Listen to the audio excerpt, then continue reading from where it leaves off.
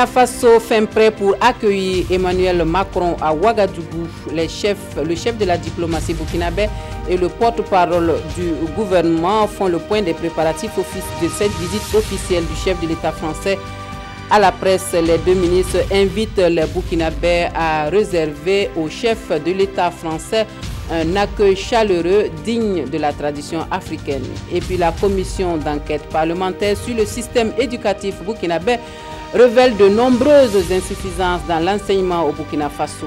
Les recommandations doivent être consolidées par l'Assemblée nationale avant de servir de base de travail. Et puis en Égypte, l'attentat dans une mosquée fréquentée par la communauté soufie qui a fait plus de 235 morts n'est toujours pas revendiqué. Le bilan a été revu à la hausse. La région où a lieu l'attaque est le théâtre d'une lutte quasi permanente entre l'armée et les groupes djihadistes. Un deuil national de 3 jours est décrété qui commence ce jour. C'est le menu de ce journal. Bonjour, merci de suivre les actualités de la mi-journée sur la télévision du Burkina. Un très bon appétit si vous êtes à table.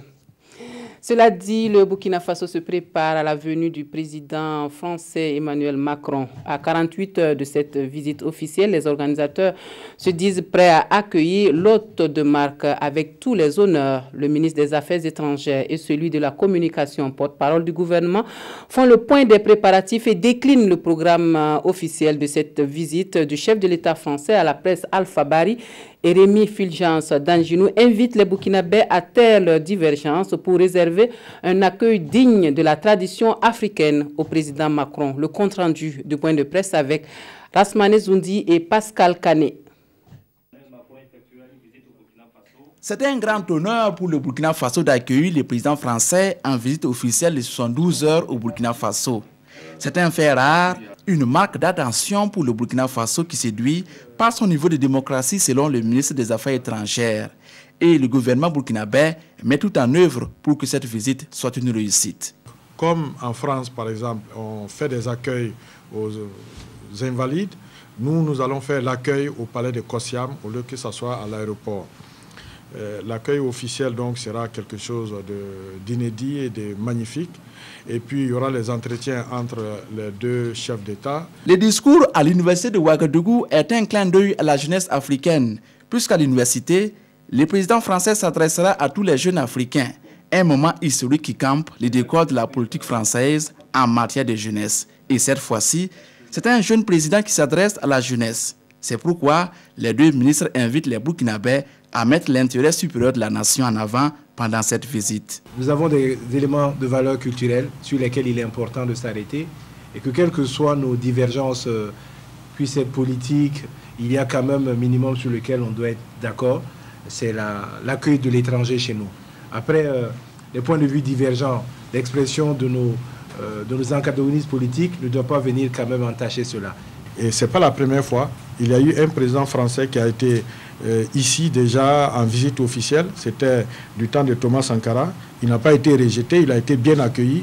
Et nous sommes toujours dans la même tradition africaine et burkinabé. Le président français arrive à l'aéroport de Ouagadougou le 27 novembre à 22h45.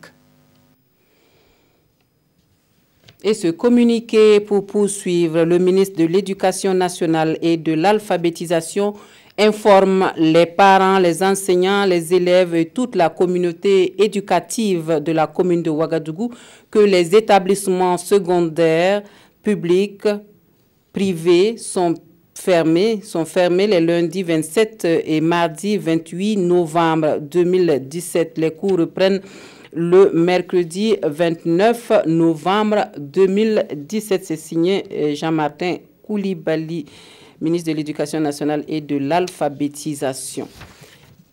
Autre point de l'actualité, cet appel de Ouagadougou de Sika Kaboré, épouse du président du Faso pour la lutte contre le cancer. Un appel lancé à la clôture à Ouagadougou de la rencontre technique des experts des pays membres de l'UEMOA sur la question et dont les travaux ont abouti à des recommandations qui invitent à une implication personnelle des dirigeants pour la mise en œuvre de cet appel. On suit les grandes conclusions de la rencontre avec Roger Kam et Nathalie Savadogo Nabaloum. Considérant Sika Kaboré, épouse du chef de l'État burkinabé, porte-flambeau de la lutte contre le cancer dans l'espace UEMOA, donne la voix pour l'appel de Ouagadougou. Ce sont les résultats de 3 jours de communication, de réflexion et de partage entre les experts de la santé des pays de l'UEMOA. Un appel axé sur 7 points. Nous, participants à la rencontre régionale des pays membres de l'Union économique et monétaire ouest-africaine, dont le thème est « Lutte contre le cancer, état des lieux et perspectives », lançons l'appel de Ouagadougou qui concerne tous les pays de l'espace UEMOA pour 1. Organiser la circulation des patients atteints de cancer dans les pays de l'espace UEMOA disposant d'une offre de soins complète. 2. Offrir les mêmes facilités de traitement aux patients atteints de cancer que les nationaux dans les pays membres de l'UEMOA. Sollicitons solennellement l'implication personnelle des chefs d'État des pays membres de l'UEMOA pour soutenir la mise en œuvre effective de l'appel de Ouagadougou. Il sera question aussi d'élaborer, entre autres, un projet commun d'acquisition des intrants pour le dépistage et le traitement du cancer, de renforcer le plaidoyer et la mobilisation des ressources, mais aussi institutionnaliser la rencontre pour un engagement solidaire. Satisfecit total des participants qui s'engagent d'ores et déjà à jouer leur partition pour la mise en œuvre de l'appel de Ouagadougou. Notre rôle en tant que ministre, c'est de faire en sorte que la tendance soit baissière dans nos pays. Et rassurez-vous, avec le ministre en charge du Burkina, nous allons faire en sorte que cela soit une réalité dans nos pays. On va commencer par l'UEMOA et puis on verra après si on passe à la CEDEAO et pourquoi pas l'Union africaine. L'appel de Ouagadougou ne doit pas rester lettre morte, dira le ministre Nicolas Méda. La rencontre de Ouagadougou doit être suivie d'actions concertées et pérennes pour faire bouger les lignes. Et en cela, un mécanisme de suivi de la mise en œuvre des résolutions doit être acté. Et puis les déchets biomédicaux qui peuvent être un danger réel pour la santé des populations, c'est la conviction au ministère en charge de la santé. La question est au centre d'une réflexion qui réunit les responsables du département de la santé et les partenaires techniques et financiers autour de la même table. Il s'agit de faire l'état des lieux et identifier les meilleures formules pour une gestion rationnelle et plus efficace de ces déchets. Issa Kafando, Maxime Zongo. Dans leur activité au quotidien, le personnel soignant engendre de nombreux déchets qui, à la longue, sont source de nuisances pour la santé. Des initiatives pour leur destruction existent certes, mais leur efficacité laisse souvent à désirer. C'est pourquoi responsables du ministère de la Santé et les partenaires techniques se sont retrouvés pour mener la réflexion. On utilise beaucoup de seringues, on utilise beaucoup d'autres matériels qui après doivent être détruits. Mais si après ces instruments ne sont pas détruits, par exemple les aiguilles peuvent encore devenir une menace même pour la santé. Alors donc c'est assez important pour qu'on demande aux partenaires, en même temps qu'ils accompagnent le ministère avec des intrants, qu'ils puissent aussi appuyer le ministère et le gouvernement qui fait déjà des efforts justement à détruire ces déchets-là de façon adéquate. Au cours de cette concertation, les participants vont faire l'état des lieux et solliciter des engagements des partenaires pour le financement des activités de gestion des déchets biomédicaux. Objectif, asseoir des mécanismes plus opérationnels pour une gestion plus efficace. Éducation à présent et on se rend à la représentation nationale pour prendre connaissance des conclusions de l'enquête parlementaire sur le système éducatif burkinabé. C'est un état des lieux qui fait ressortir les insuffisances de l'enseignement au Burkina Faso. Les recommandations faites doivent être consolidées par l'hémicycle avant de servir de base de travail. Amado Ilboudo, Gildas Da et Bouma Ernest Nebié. C'est un tableau peu reluisant de l'enseignement que la commission d'enquête parlementaire sur le système d'enseignement au Burkina dépeint devant la représentation nationale. Du préscolaire au supérieur, les mots qui minent l'enseignement au Burkina sont dévoilés. Ces mots vont déjà depuis l'offre jusqu'à la qualité, le pilotage, la gouvernance du système. Au niveau de l'offre, vous verrez qu'il s'agisse de l'enseignement préscolaire, le primaire, le secondaire, le supérieur, le non formel. Le système souffre. Selon le rapport d'enquête, seul un centre de veille répond aux normes exigées au préscolaire et le taux de succès au CEPE au primaire en 2016 est en baisse par rapport à celui de l'année 2008-2009. Le même document mentionne une mauvaise répartition des enseignants qui sont pourtant nombreux. La situation au secondaire n'est guère reluisante, beaucoup d'abandon en classe de terminale. Quant à l'enseignement supérieur, selon les conclusions de l'enquête parlementaire à l'Université Ouaga 1, la licence qui est censée s'obtenir en 3 années d'études s'obtient en 5 ans. Des chevauchements d'années académiques, voilà les principaux mots de la plupart des universités publiques du Burkina, a dit la commission d'enquête. Une commission d'enquête qui a tout de même fait des recommandations pour l'amélioration du système d'enseignement au Burkina. Je reprends pour vous ce communiqué. Le ministre de l'Éducation nationale et de l'alphabétisation informe les parents, les enseignants, les élèves et toute la communauté éducative de la commune de Ouagadougou que les établissements scolaires publics et privés sont fermés les lundis 27 et mardi 28 novembre 2017. Les cours reprennent le mercredi 29 novembre 2017. C'est signé le ministre de l'Éducation nationale et de l'alphabétisation, Jean-Martin Koulibaly, officier de l'ordre national. Suite de ce journal, bientôt la relève pour le bataillon Badenia 5 en mission pour le maintien de la paix au nord Mali. Ce sont les derniers exercices pour le bataillon Badenia 6 au centre d'entraînement militaire du SND à Lumbila. Et avant le déploiement effectif à Tombouctou, les soldats burkinabés feront d'abord leurs armes au Sahel. Voici pour vous une démonstration grandeur nature de riposte en cas d'attaque pour convaincre les plus sceptiques. Séance suivie pour nous par Konsoun Koulibaly et Omar Zombri. Un convoi du bataillon Badenia 6 tombe dans une embuscade tendue par des groupes armés hostiles. Une riposte s'ensuit. Blessé par un tir ennemi, ce soldat est vite évacué dans l'ambulance postée derrière le bastion. Ce que vous voyez là est une simulation, une mise en scène exécutée lors de la cérémonie de fin de formation de prédéploiement du bataillon Badenia 6. Et Badenia 6, c'est 850 soldats, dont 37 femmes qui vont bientôt rejoindre le Mali, mais avant, ils feront valoir leurs compétences dans le nord du Burkina. Avant de déployer, on les forme, on les entraîne sur un certain module d'incidents et d'accidents qu'ils pourraient rencontrer sur le terrain.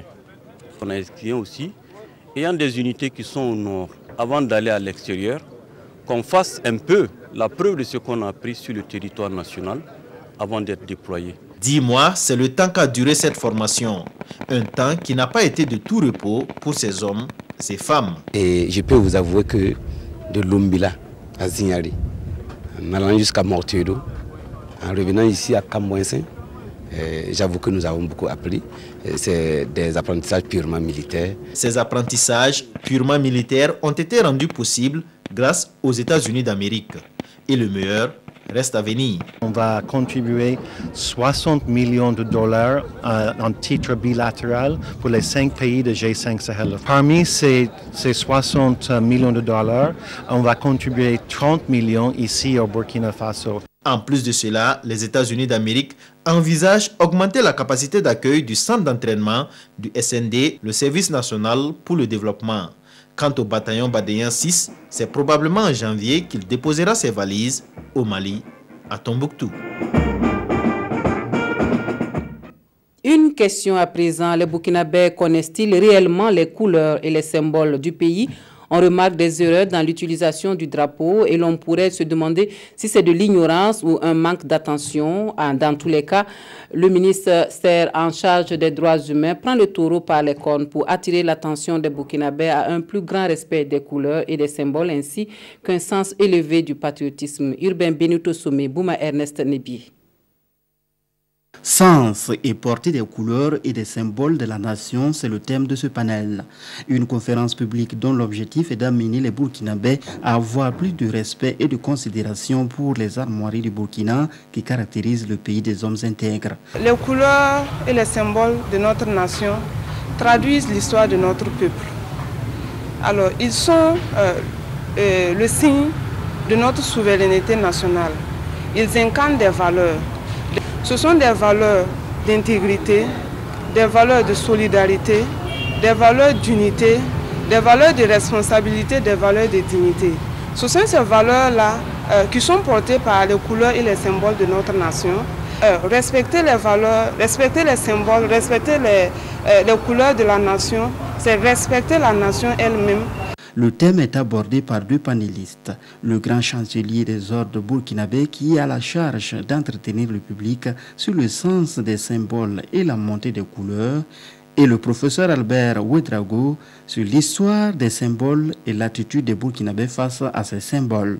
Ce panel s'inscrit dans le cadre de la 14e édition de la Semaine nationale de la citoyenneté au Burkina.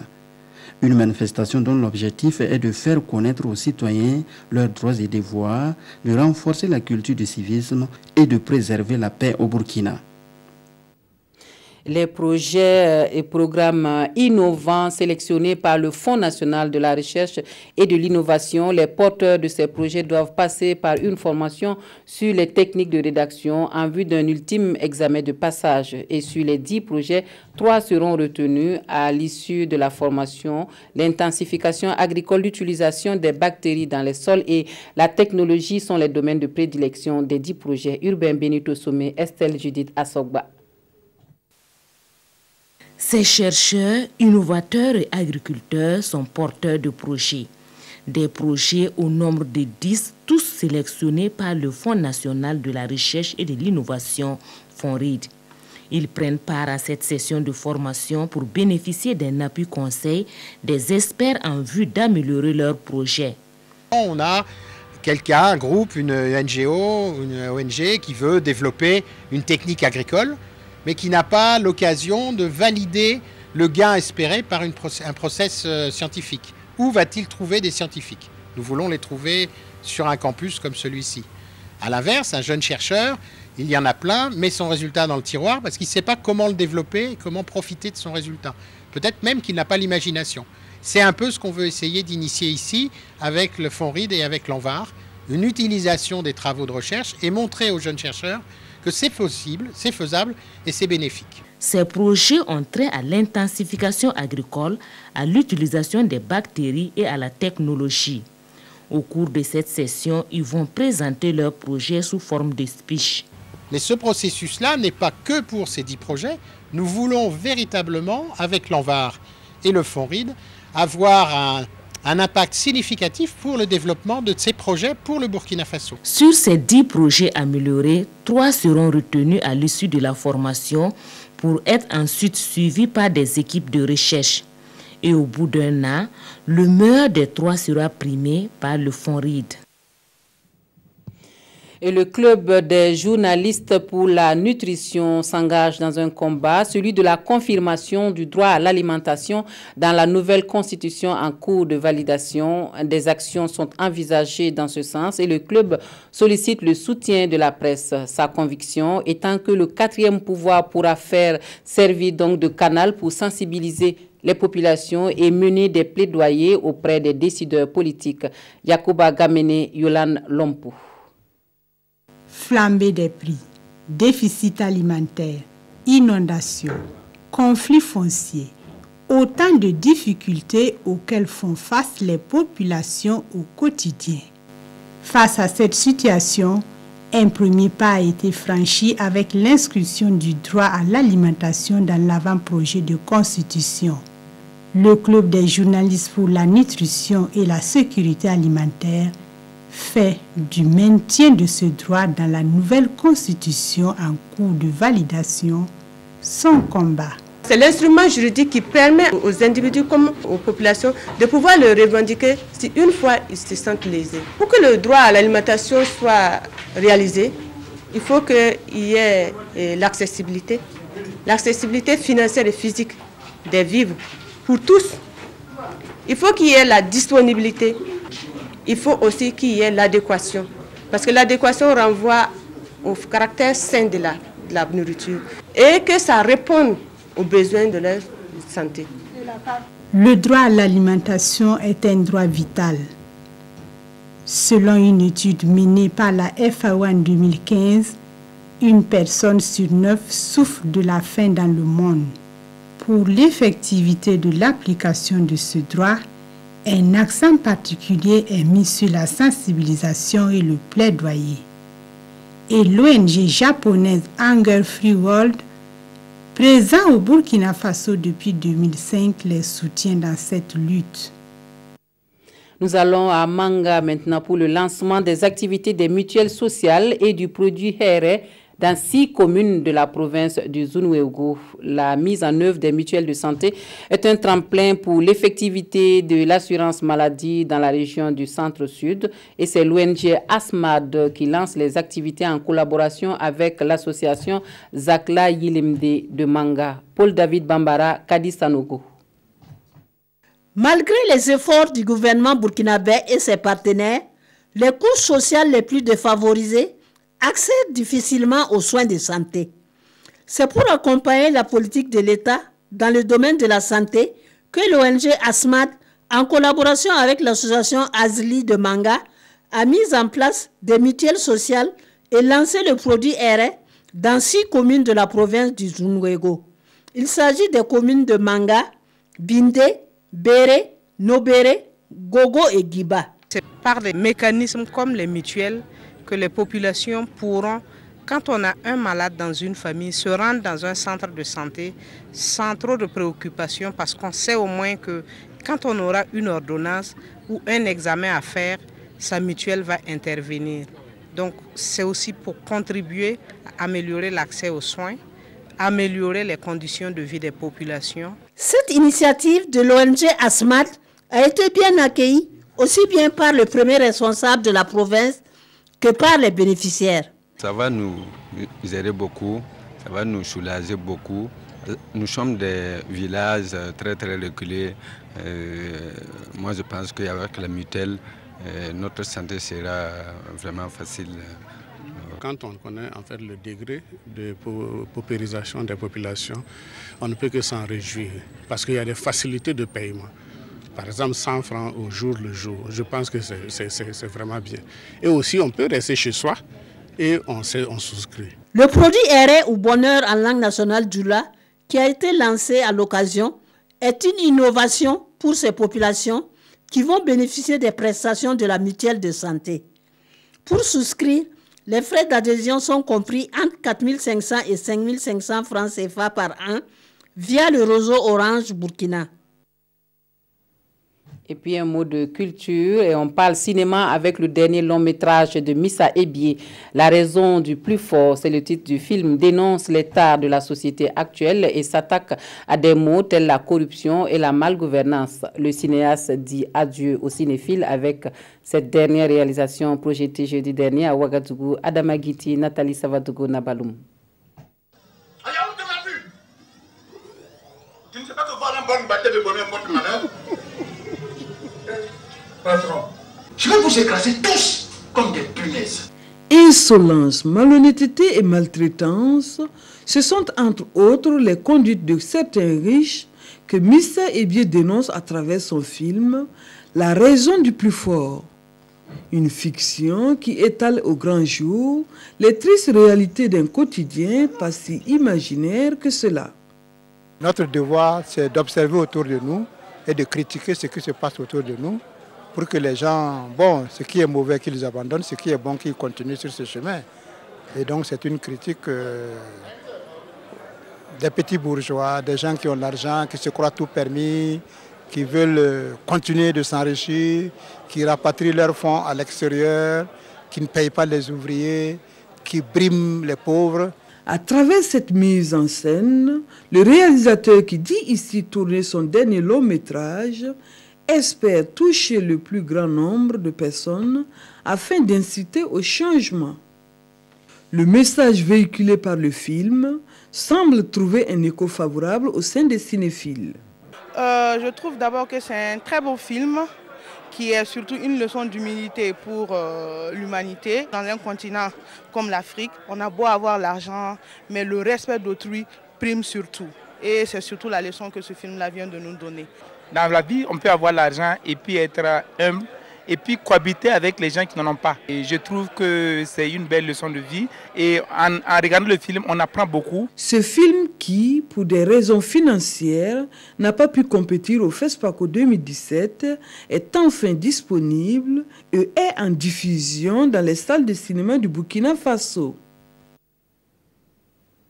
À l'étranger, en Égypte, un attentat a fait hier vendredi au moins 235 morts et plus d'une centaine de blessés dans une mosquée essentiellement fréquentée par la communauté soufie. Près de 500 fidèles s'étaient réunis en ce jour de prière. L'attaque s'est déroulée dans un village de la province du Nord Sinaï. L'attentat n'a pas été revendiqué. Un deuil national de 3 jours a été décrété par les autorités égyptiennes qui débute ce samedi. L'Égypte confrontée à l'attaque terroriste la plus meurtrière de son histoire récente. Ce vendredi, un attentat a fait au moins 235 morts et plus d'une centaine de blessés dans une mosquée essentiellement fréquentée par la communauté soufie. Près de 500 personnes s'étaient réunies en ce jour de prière. L'attaque s'est déroulée dans le village de Bir al-Abed, près d'Al-Arish, principale ville de la province du Nord Sinaï. Le commando aurait encerclé le lieu de culte pour y faire exploser une bombe avant d'entrer dans l'édifice et d'ouvrir le feu sur les fidèles. Quand le cheikh a commencé le sermon, nous avons entendu des bombes et des coups de feu. Et ils ont tiré sur les gens. Ils tiraient sur tout le monde. Tout le monde courait et tout le monde se rentrait dedans, mais j'ai pu voir des hommes masqués qui portaient des tenues militaires. L'attentat n'a pas été revendiqué, mais cette région reste le théâtre d'une lutte quasi permanente entre l'armée et les groupes djihadistes dans cette zone frontalière proche de la bande de Gaza. Un deuil national de 3 jours débute ce samedi.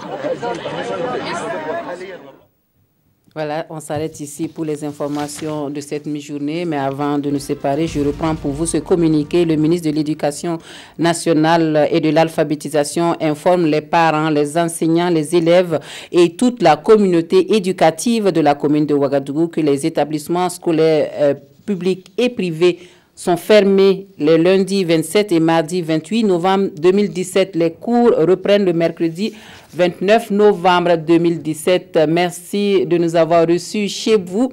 Très bon week-end à tous et à toutes en compagnie des programmes de la télévision de Burkina.